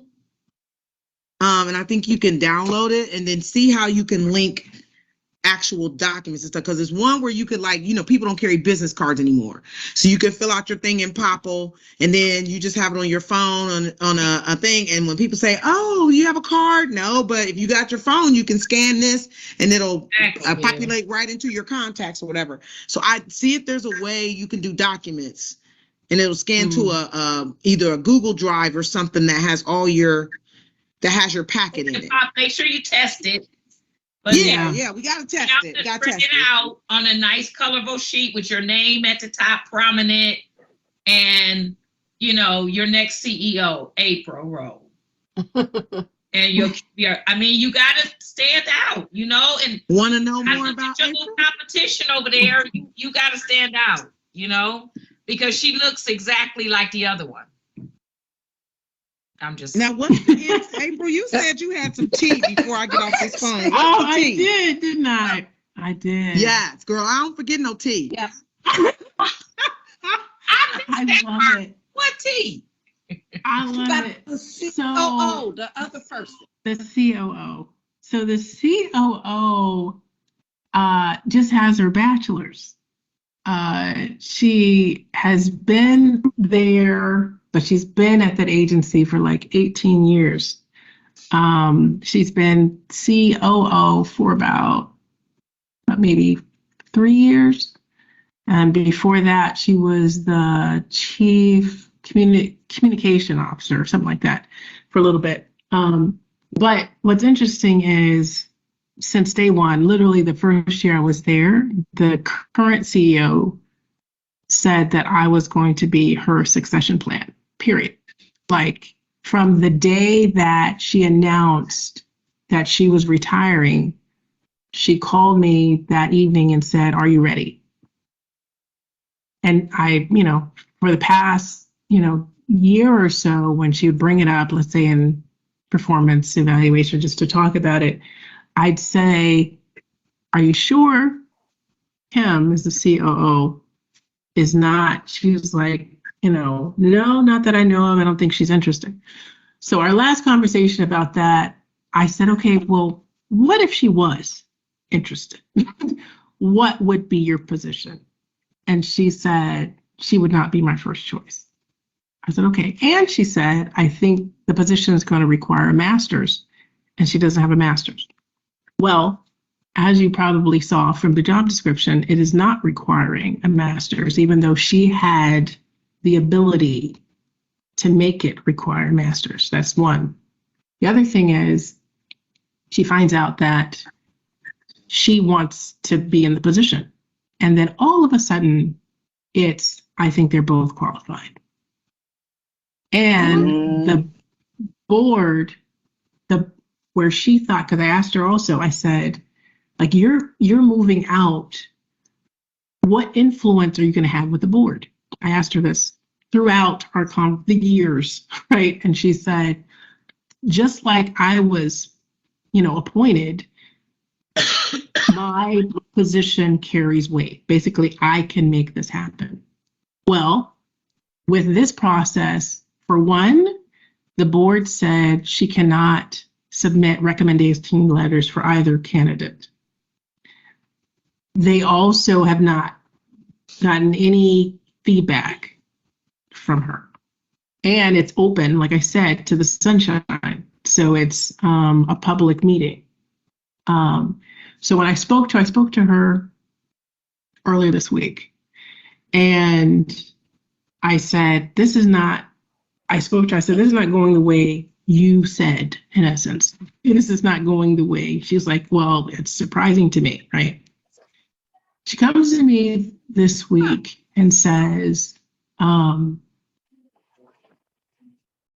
think both of you would be qualified. I said, that's not what you said before. I said, you said you would, even if they recommended her, even if she applied, you would prefer me.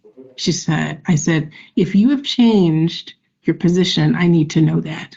I need to know whether you're going to go in there with this board and say you would prefer her, because to me, that is futile, right? You have the current chair saying so she said, no. My only thing that I've changed is now I think you're both qualified. I said, well, if it's going to be basically a fair fight, and it's, then that's fine. Even though I know literally for the past 6 years, she has told me at every evaluation, in every conversation, she sent me, I would say a month or so before she said she was going to retire, the description of the board and said, you need to read this to prepare yourself. Like, that's the extent. So when we had this conversation last week, earlier this week, like Monday, and she said basically she would not advocate for me. She would say how we both were qualified. Then I kicked into gear. Because before, I didn't ask for recommendation letters because I had the freaking CEO who was going to say me. So praise God, like, I reached out and got like 25 recommendation letters from CEOs because I have them. I have the connections, but I didn't think it was needed. And shame on me, because I kept asking her whether she was sure, because I know them. You already know. I know You them. You already know. I know that they will, and I mean, so now it's like, okay, is this what we're doing? But fortunately, the HR director is Black. So she keeps feeding me information. Like, she got a letter from so-and-so. The kiss from heaven is that it got exposed. Because you could have been walking around here with a certain level of confidence. That is the kiss. And got blindsided and got swooped. Yeah. Right? Yeah. So that's the kiss from heaven, is that it got exposed. And here's my other piece.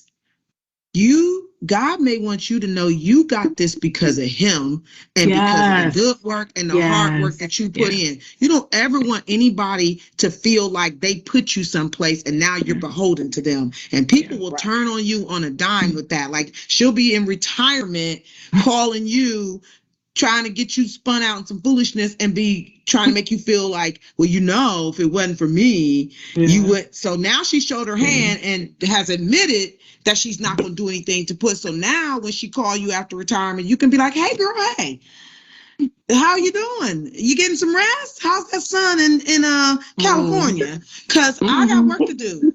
But, but yeah, God wanted you to know that it wasn't going to be her. It was not going to be her. You ain't attributing your success to her. That is the case. Right. That is the kiss from heaven for sure.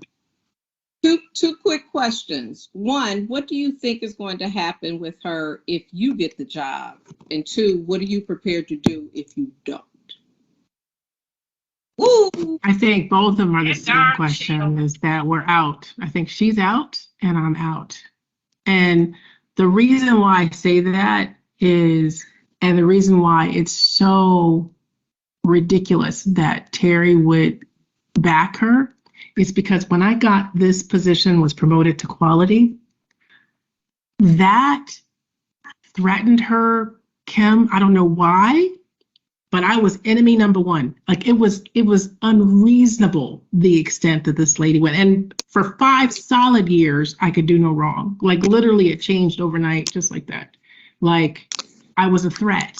And it was so apparent, like she would contact my staff, circumvent me. Every time she communicated with me, she would copy the CEO. Like it was so like apparent. And Terry was talking to me about this the whole long, like, I don't know, she's in a bad space. And so I would go to Kim like, is there any, like, do we have a problem? Like very non-threatening. She played the whole aggressive Black woman card on me, like I was attacking her, dude.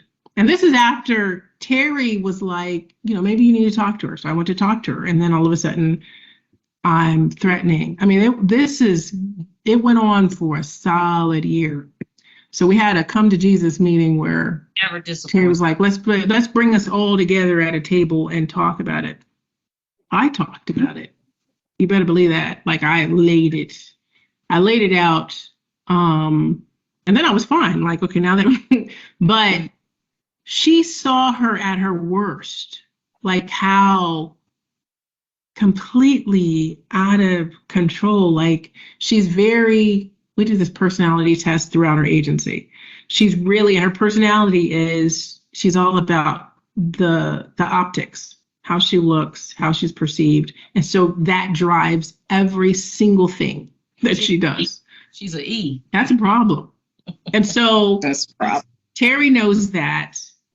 And yet this is her recommendation. And so I would not want to work for her ever. And she would not want to stay because of the optics. And it's me. If she's threatened by me being over quality, she for darn sure is going to be threatened by me being the CEO. So that kind of is where it is. But what if she's Yeah. not threatened and she stays? It just makes your life a living hell. I mean, Self in. She'll do herself in. She'll do herself in. She can't help Yeah. it. She couldn't help it. 'Cause She- she couldn't help that before. She gonna be able to help it. She gonna do herself. she can't. And, you know, then I have like performance, Right. if you don't like optics, the performance evaluation that's in Yeah. written form in a file. So I'm fine with that and would deal with that. But the Mhm. concern is, yes, she's not from the area, but she's lived in the area for like 30 years. So she, has that background, right? And yes, I do think it's significant that she just has her bachelor's. I think that's interesting. I don't know a CEO in that level that just has a bachelor's. And the job description, which they always do, says bachelor's required, master's preferred. Not just bachelor's. Like, who does that? But people, white folk, if they want that to happen, then that doesn't mean anything, right? Absolutely. And so It doesn't. But that's again. So, let's not give the CEO the party you gave her in our interview. Right. well, I do that because they love Terry. Terry is, well, you saw her, if you went on the website, you saw her picture. Everything that she looks, that's how she comes across. Yeah. But the other one is not far from her with her Lily Pulitzer shirt on. It's the same MO. It's the same MO. And that's what it's the same cookie cut MO. and they hire who they're comfortable with. And Right. so, and that's the unfortunate part about it. And that's why I always laugh when Yeah. people, when Black people get a role, when they're like, I don't want people to think it's because of my color. Well, they got it because of theirs. It's just the flip side of it. Right. Because they look like them. And so it's the flip side. So I don't care about that whole, because I'm Black. Like you were saying, you don't want anybody, or whoever was bringing that up to be a color race thing. Why not? Why not if you got it because you Black? Yeah, but we don't have the votes. We don't have the votes.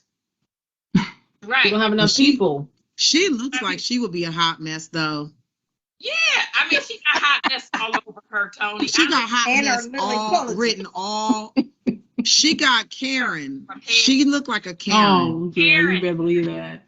She is, Oh, I we got don't care. head to toe, Tony. I looked at the picture. I was like, okay, Lily, I see you.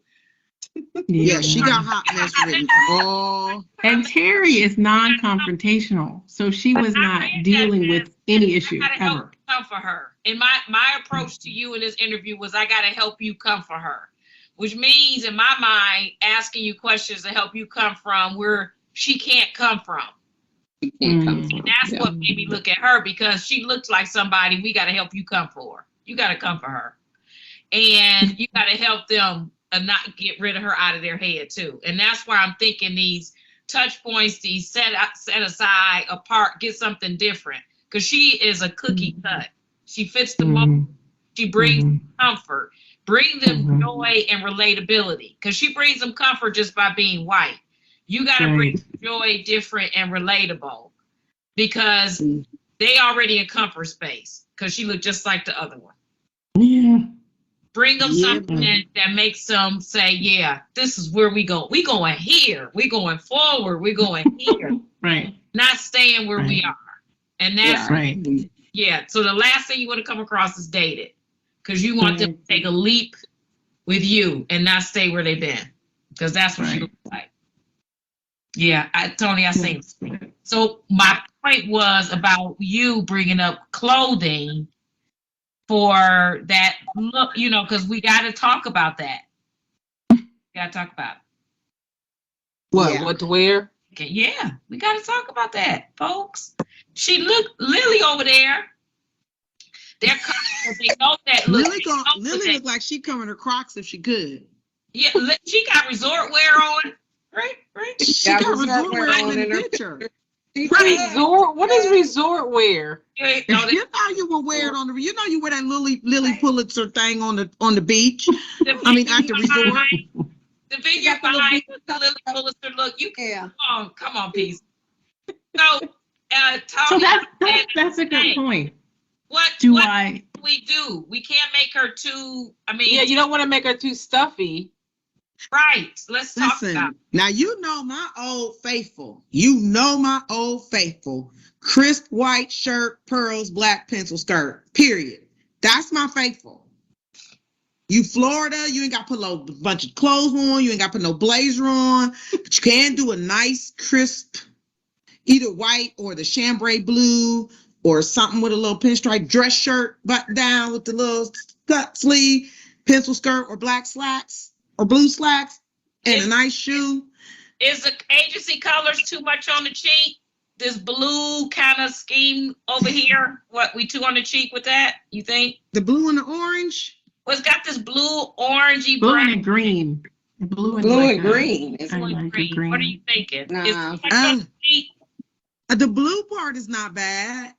I don't know how you incorporate the green unless you're going to put a lapel pin on. A Heartland for Children lapel She pin. got to have a lapel pin on. That's for sure. Oh yeah, you gotta have a lapel pin on. Got to have a lapel pin on. That's why I said, how about the navy blue with the crisp white or the pale blue shirt and then put the lapel pin on? I like it. That's how I you like get the it. green in. I like it. I'm trying to tell you, You got you look like you look together, simple but elegant. Yeah. I look like I could stand in front of a crowd and talk about our mission. I look like I could go to the meeting with a corporate CEO. I look like I could come to board meeting. I look like I could go to the office and rock with my staff. and talk to a legislator. So now Yeah. I have Heartland shirts. So I have a button-down shirt with the Heartland No, logo. No. no, No. No. no. They don't get that out of you yet. Not yet. No. They gotta give you the job first. Absolutely. They get, you go head to toe for them when they go head to toe for you. But get the pen to show Yeah, the team. pen. The pen is enough. You showing team, but don't give them head to toe till they paying you for head to toe. Yeah. I'm with you. Oh, so Because you gotta know the blue that they gotta know button down that- shirt, black pants, and a pin. What, black or navy? If you want to go Black or blue, navy. get the navy, so you can be on brand. You can never do the navy blue, but they got to know that you're interviewing them just like they're interviewing you. Yeah. You're trying to figure out if this is going to be, even though in your heart and mind it's the next evolution in your leadership. You love this organization. You can see pouring your life's work into it. Heck, this might be your, what we say, Michelle, on the back nine. This might be your last stop, right? Mhm. However, I remember it has to be an environment. It has to be an environment that respects you, that respects what you bring, your intelligence, that's going to support you and lead you. So you are kind of interviewing them too, because these are your, if it's the board, these are your bosses. You got to figure out if you can and want to work for them. Right. Even though you love the mission, if you're not in a good environment, the mission ain't gonna mean crap. Right. All right, what are we doing with jewelry? Are we shocking them with some contacts? What we doing, Tony? What you thinking? We're I do doing have contacts. Understated earrings? we doing, because I don't want the jury to be a distraction. Because you know, Black Right. women, we supposed to be loud and distract. I don't want the jury. So we either doing the single strand pearl, or I always wear this little diamond necklace and put some little earrings in. I mean, nothing.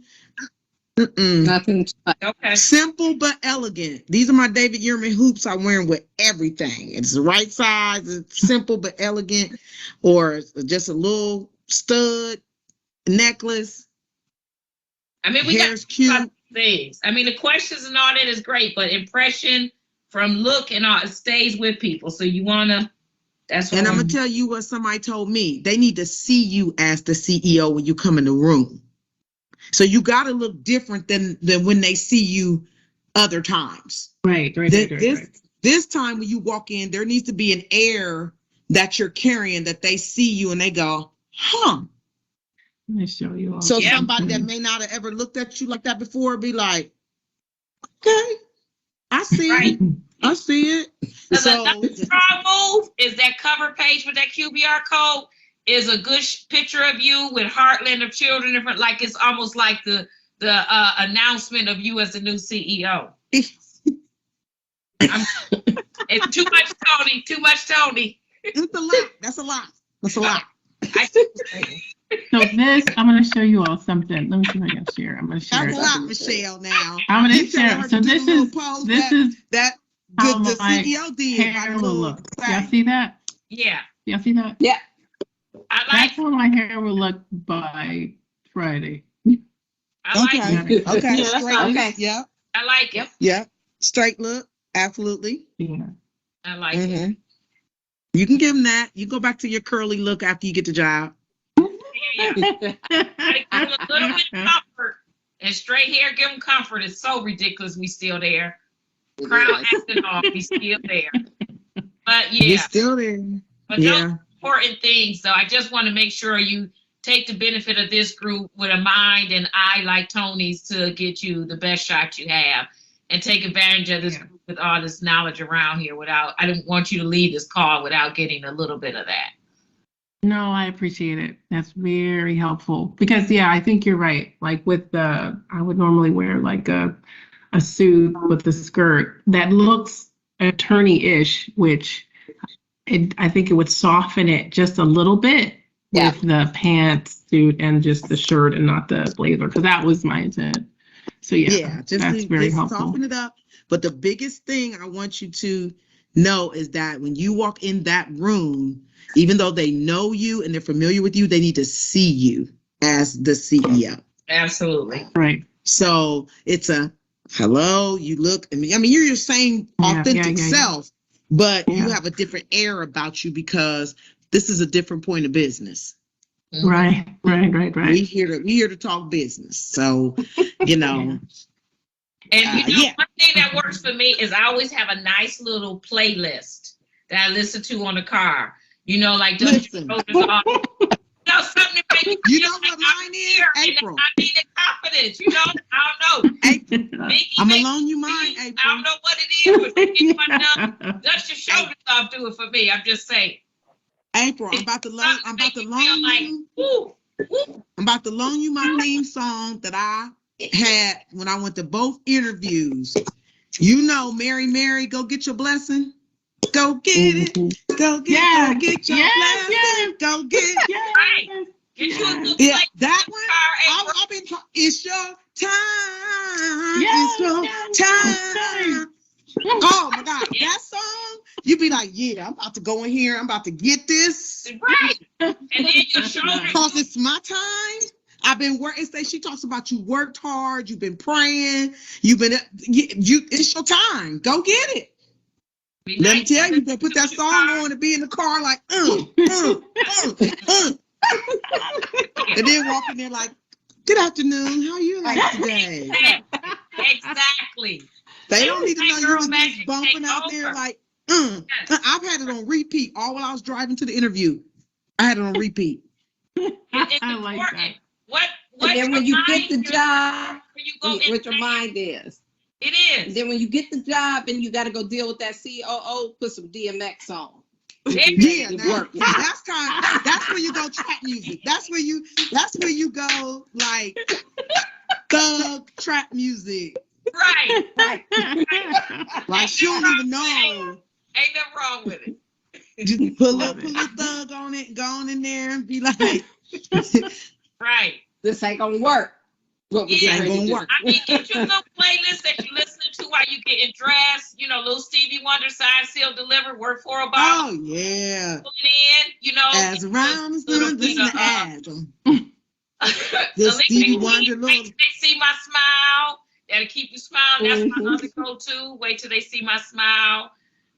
Yeah, but get you a little playlist. I mean, what you hear and what your mind is taking in is important.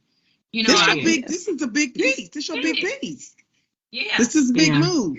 It's a yeah. big move. Yeah. Ain't nothing like a little hype man from little music. Okay. I need it. Tell you, Yeah. it works magics. You know, you just Yeah. arch your back and go get it. Go, Get I'm it. telling you, Wow. listen to that song tonight before you go to bed tonight, April. Listen to the I'm words. gonna You'll be have like, yeah, to, that's my you song. know, Go get gonna your have blessing. Go get your blessing. I love it. It's Go a get great- your blessing. Yeah, I like that. That's a good I like ending. That's a good ending. Yeah. Yeah. Okay, y'all. Thank All right. you. All Thank right. you. Thank April, I'm Thank gonna you send this to so you. much. Bye. I'll let y'all know.